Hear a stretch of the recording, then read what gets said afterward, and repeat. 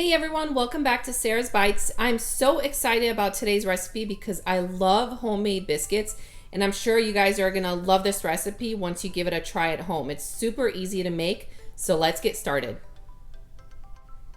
Before we start combining ingredients, go ahead and cut up into small cubes a half a stick of unsalted butter and put it in the freezer. So that'll be in the freezer about 10 to 15 minutes while we're doing everything else. And also make sure to set aside 1 cup of cold buttermilk. Put that in your fridge because you want both of those to be super cold when we pull them out later. Now to combine our dry ingredients, you'll need to sift 2 cups of all-purpose flour into a large mixing bowl. Add in 1 tablespoon of sugar, 1 tablespoon of baking powder, 1/4 teaspoon of baking soda, and 1 teaspoon of salt. And just go ahead and mix those so that they're well combined together.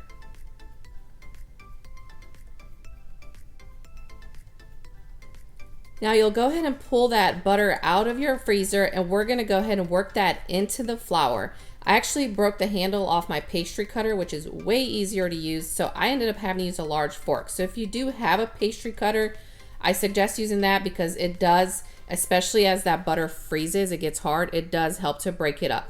But you want to just completely combine that with the flour and make sure you're working fast so that the butter does not start to melt. You want it to still be cold.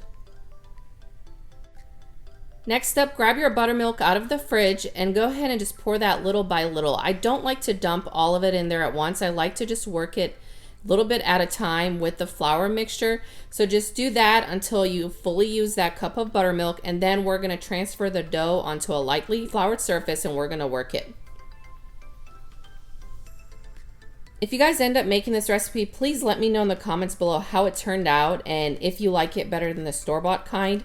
I think any homemade biscuit is always better than those pre-bought ones at the store. They just do take a little bit of time. But let me know if you guys give it a try. Give me a thumbs up below if you're enjoying the video and subscribe to my channel if you haven't already. And now for one of the most important parts in my opinion, other than having cold butter and buttermilk. We're gonna go ahead and work the dough, and we want to be gentle and not work it too much. I have messed this up so many times in the beginning when I would make biscuits, and I would overwork the dough, and then you kind of have this crumbly, dry biscuit after it's baked. So we don't want that. We want a nice, soft, flaky, and buttery biscuit. You'll use your hands here just to make folds into the dough, and feel free to sprinkle flour on top if it's way too sticky. Just don't go overboard with the flour because you don't want a dry biscuit, and you do have to move very quick just because we want that butter to stay cold. So you should still be able to see those little lumps or little squares of butter that we put in there. I folded my dough about 10 to 12 times, and if you don't want flaky biscuits, you do not have to do this step at all. I have tried this exact recipe to where I just roll the dough out with a rolling pin, cut the biscuits out. They just are not flaky that way. So if you want flaky, layered biscuits, I recommend folding the dough over. Next up, grab your biscuit cutter, or you can use a glass. I actually ended up using way too wide of a rimmed glass, so I wish I did use a smaller one just to have more biscuits. This one gave me 6, but then again, there's only 2 of us in our household, so 6 biscuits is plenty. But if you want more smaller biscuits, I definitely recommend going with a smaller rimmed glass or just a biscuit cutter because it is a little bit tinier than these.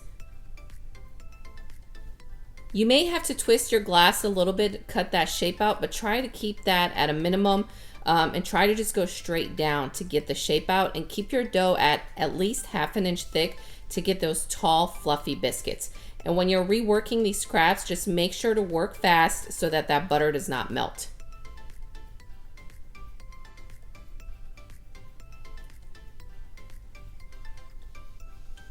I like to top my biscuits with some sort of butter or egg wash on top. You can do butter only or just an egg, but what I did was mix 1 egg with a tablespoon of milk.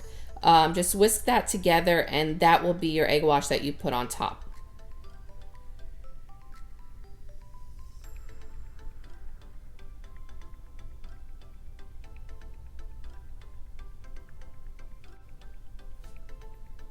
Go ahead and bake these at 425 for 13 to 15 minutes.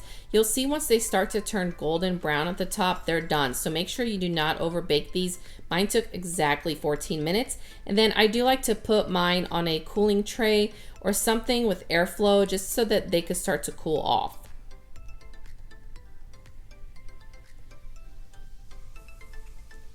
And oh my gosh, you guys, look how golden and delicious these look. I actually just ate one hot right away with some butter on it. I love biscuits with butter and jelly. That just to me is complete comfort food. So you can make these as biscuits and gravy for breakfast, or really anything you like. So please let me know in the comments below if you do give this recipe a try. Consider subscribing to my channel if you haven't already, because that does help to support my channel. And I will see you guys next week with the next recipe. Bye.